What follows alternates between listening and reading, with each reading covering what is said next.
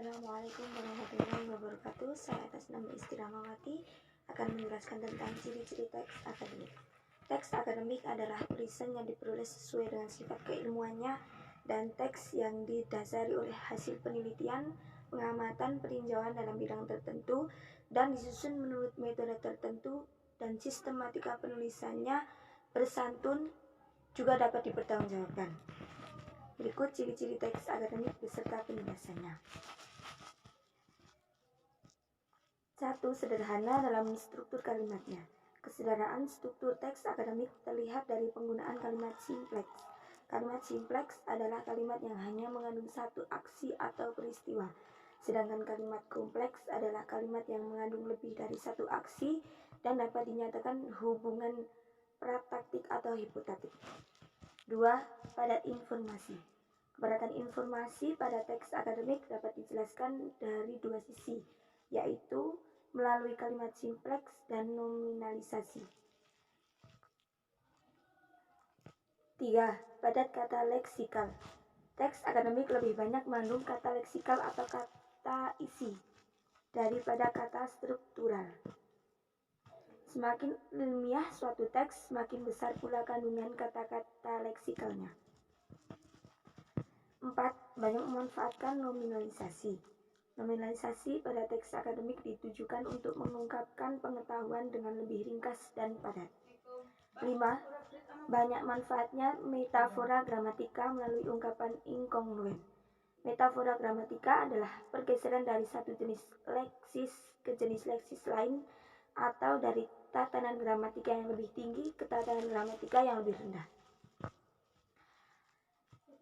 6. Banyak memanfaatkan istilah teknis. Istilah teknis merupakan bagian yang esensial pada teks akademik. Bersifat taksomonik dan abstrak.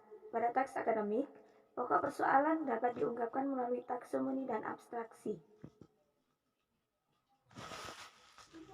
Banyak peneliti yang menggarisbawahi bahwa wacana sains lebih bersifat taksomonik dengan memanfaatkan istilah teknis, sedangkan wacana humaniora lebih bersifat abstrak dengan memanfaatkan metafora gramatika.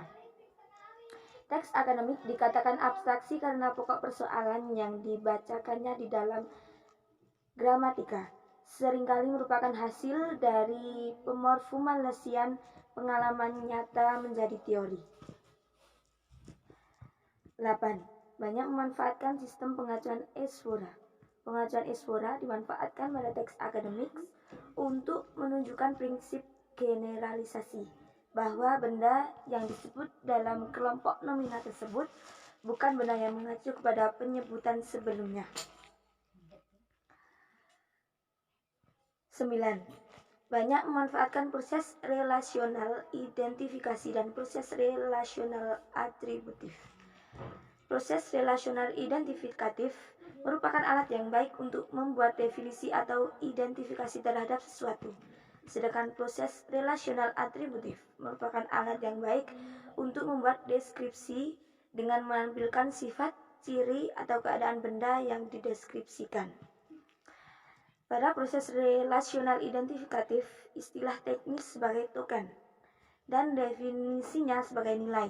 Sedangkan pada proses relasional atributif, benda yang dideskripsikan diposisikan sebagai penyandang dan dideskripsikan sebagai sandangan.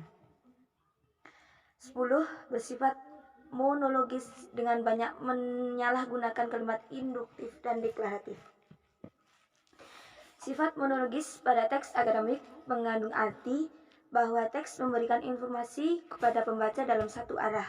Untuk memenuhi sifat monologis tersebut, teks akademik menyalahgunakan kalimat indikatif dan deklaratif yang berfungsi sebagai proposisi atau memberi. Pada teks akademik, penulis tidak meminta kepada pembaca untuk melakukan sesuatu atau jasa dan juga tidak meminta informasi tetapi memberi informasi. Sebagai penyedia informasi, penulis teks akademik tidak menunjukkan posisi yang lebih tinggi daripada pembaca. 11. Memanfaatkan bentuk pasif untuk menekankan pokok persoalan bukan pelaku sehingga teks menjadi objektif. Menggunakan bentuk pasif pada teks akademik dimaksudkan untuk menghilangkan pelaku manusia, sehingga unsur kalimat yang berperan sebagai subjek dijadikan pokok persoalan yang dibacakan di dalam teks tersebut. Dalam menganggap pelaku itu tidak penting, subjek atau pokok pembicaraan yang bukan pelaku dianggap lebih penting. 12. Seharusnya tidak mengandung kalimat minor. Kalimat minor adalah kalimat yang tidak lengkap. Kalimat minor berkekurangan salah satu dari unsur pengisi subjek atau predikat. Keberadaannya pada teks akademik tidak hanya menyebabkan unsur-unsur leksikogramatika atau dapat didefinisasi, tetapi juga menyebabkan terhentinya arus informasi secara tekstual. Derajat keilmian teks akademik yang mengandung kalimat minor berkurang. 13. Seharusnya tidak mengandung kalimat tak gramatika. Kalimat tak gramatika adalah kalimat yang secara gramatikal mengandung kekurangan atau kelebihan unsur-unsur tertentu.